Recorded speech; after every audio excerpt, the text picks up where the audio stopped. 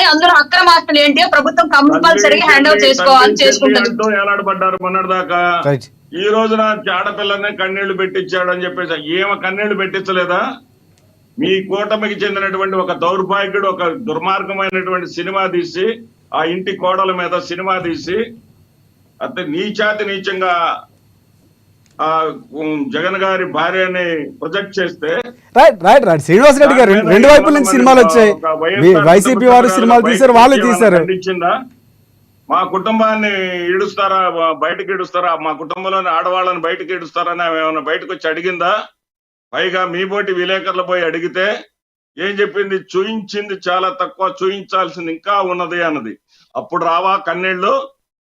సొంత బాబాయ్ అంటే ఏమో పదే నాన్న అమ్మ అని చెప్పుకునేటువంటి ఆ అమ్మ తోడబుట్టినటువంటి చెల్లెల భర్త, ఆ భర్తని పట్టుకొని జగన్మోహన్ రెడ్డి మోచేతి నీళ్లు తాగుతాడు అని చెప్పేసి అంటుందే ఈ షర్మిల. ఆ కుటుంబ సభ్యులకి కన్నీళ్లు రావా? ఆ కుటుంబ సభ్యుల వ్యక్తిత్వం లేదా? ఏమో జలసాలు తిరగటం, ఏమో ఇష్టం వచ్చినట్టుగా ఏమో వ్యవహరించటం, ఏమో చేస్తేనేమో ఏదైనా సబబే కూటమి వాళ్ళకి, మిగతా వాళ్ళకేం కుటుంబాలు లేవు. ఉమామహేశ్వరి, నందమూరి ఉమామహేశ్వరి ఊరేసుకొని చచ్చిపోతే అది కూడా చర్చ కూడా జరగకూడదు బయట. ఆ కుటుంబంలో చర్చ జరిగిపోతే దాని మీద ఎవడన్నా మాట్లాడితే ఏమన్నా అంటారు? అదేంటంట ఆమంట అమాయకురాలంట, ఆమంట ఇది మానసిక స్థితి సరిగా లేక ఊరేసుకుందంట. అదే వైఎస్ఆర్ కుటుంబంలో అలాంటి ఆడపిల్ల లేదా ఒక మహిళ ఊరేసుకొని చనిపోతే వీళ్ళు ఈ రాకాసులు పిశాచుల్లాగా ఎంటబడేవాళ్ళు ఈ కూటమి వాళ్ళు మొత్తం. వైఎస్ఆర్సీపీ ఏమన్నా రాజకీయం చేస్తుందా అలాంటి అంశాలనే? వైఎస్ఆర్సీపీని పదే రాజకీయంగా దెబ్బచేయాలని, ఇంట్లో జరిగినటువంటి అంశాలను కూడా రాజకీయం చేసి భూతత్వంలో చూపించి ప్రజలకు చేయలేని పనులను ప్రజలను డైవర్ట్ చేస్తున్నారు కాబట్టి మేము మాట్లాడాల్సి వస్తుంది. విజయసాయిరెడ్డి గారు మాట్లాడినా, వైవి సుబ్బారెడ్డి గారు మాట్లాడినా, భూమన కరుణాకర్ రెడ్డి మాట్లాడినా, మాదిరెడ్డి శ్రీనివాస్ రెడ్డి మాట్లాడినా అందుకోసం మాట్లాడాల్సి వస్తుంది. రైట్ జగదీష్ రెడ్డి గారు. రైట్ శ్రీనివాస్ రెడ్డి గారు.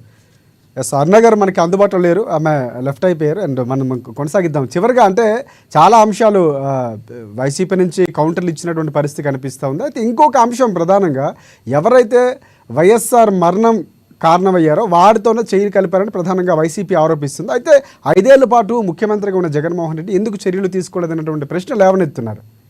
ఎందుకు చర్యలు తీసుకోలేదంటారు? అదేనండి, అదే ప్రశ్న నేను అడుగుతున్నా. జగన్మోహన్ రెడ్డి గారు రాజశేఖర్ రెడ్డి గారి పేరుని జగన్మోహన్ రెడ్డి గారు పెట్టించారని ఇప్పుడు షర్మిల గారు చెప్తున్నారు కదా. ఆ రోజు రాజశేఖర్ రెడ్డి గారు షర్మిల గారికి తండ్రి గారు కదా. ఆ రోజున రాజశేఖర్ రెడ్డి గారి సంతానం కాదా ఏమా? ఆ రోజున విజయమ్మ గారి సంతానం కాదా ఏమా? ఆ రోజు ఏమొక బాధ వేయలేదా? అంటే అక్కడ జరిగింది ఏమీ లేదు, అదంతా ఒక కట్టు కథ, ప్రజల్ని డైవర్ట్ చేయడానికి తెలుగుదేశం పార్టీ రాసిచ్చినటువంటి స్క్రిప్ట్ నేను చదువుతుందనేది అర్థం కావట్లేదా? అర్థం కావట్లేదంట. జగన్మోహన్ రెడ్డి గారు అక్రమాస్తులు సంపాదించారంటున్నారు సార్. అక్రమాస్తులు సంపాదించాడని వీళ్ళు 2 దశాబ్దాలుగా మోగుతా ఉన్నారు. 2 దశాబ్దాల్లో 5 ఏళ్లుగా వైఎస్ఆర్సీపీ అధికారంలో ఉంది. మిగిలిన 15 ఏళ్ళు మరి టీడీపీ అధికారంలో ఉందిగా. జగన్మోహన్ రెడ్డి గారి దగ్గర నుంచి మరి ఎందుకు లాగలేకపోయారు? ఎందుకు ఆయన అవినీతి కేసులను ప్రూవ్ చేయలేకపోయారు? ఏం ఆధారాలు లేవు కాబట్టి. వ్యాన్ పిక్ దగ్గర నుంచి మొత్తానికి అన్నిటికీ క్లియరెన్స్ ఇచ్చుకుంటూ వస్తున్నారు. అన్ని కేసులు దాదాపు కొట్టేశారు.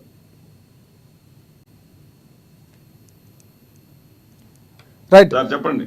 రైట్ శ్రీనివాస్ రెడ్డి గారు, చివరిగా ఏం చెప్తారంటే మీరు అన్నట్లు ఎవరు మాట్లాడుకున్న గారు కుటుంబ వ్యవహారం నలుగురిలోకి రావటం, ఇలా మాట్లాడడం అనేది కొంచెం బాధగానే ఉంటుంది. ఇటువైపు ఒక 2 వర్గాలు లేకపోతే 3 వర్గాలు అనేది కాకుండా ప్రధానంగా అంటే ఒక వ్యక్తిగా లేకపోతే పార్టీకి సంబంధించినటువంటి ప్రతినిధిగా మీరు అంటే షర్మిలాకి ఏమైనా సజెషన్ ఇవ్వాలనుకుంటారా, లేకపోతే ఈ సమస్యకు సంబంధించి ఎలాంటి పరిష్కారం ఉంటే బాగుంటుందని అభిప్రాయపడుతున్నారు? చివరిగా కంక్లూడ్ చేయండి.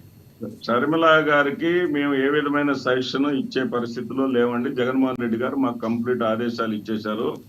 ఆవిడ ఏమి మాట్లాడినా ఇక మనకు సంబంధం లేదు. మనం చెప్పవలసింది ఆయన చివరి ఒక లేఖ రాశారు. ఇప్పుడు నేను మాట్లాడిన అంశాలన్నిటిని కూడా లేఖలో ఆయన పొందుపరిచారు. ఇక ఆవిడ ఏది మాట్లాడినా ఆవిడ ప్రశ్నలకు ఆవిడే సమాధానం చెప్పుకోవాలి. ఆవిడ మాటలకు మా అంగీకారం ఉన్నట్టు కాదు, మా వ్యతిరేకత ఉన్నట్లు కాదు. రైట్. ఆ విధంగా భావించాలి. దీనికి మేమైతే కోర్టులో ఉన్నది కోర్టు తెలుసు తప్ప మేమైతే వాటి జోలి పోదలుచుకోలేదు. రాజకీయంగా ప్రజలకు అండగా ఉండటానికే మేము ప్రణాళికలు సిద్ధం చేసుకుంటాం. రైట్. ఇప్పటికైనా విమర్శలకి ఒక అడ్డుకట్ట పడుతుంది అనుకోవచ్చా?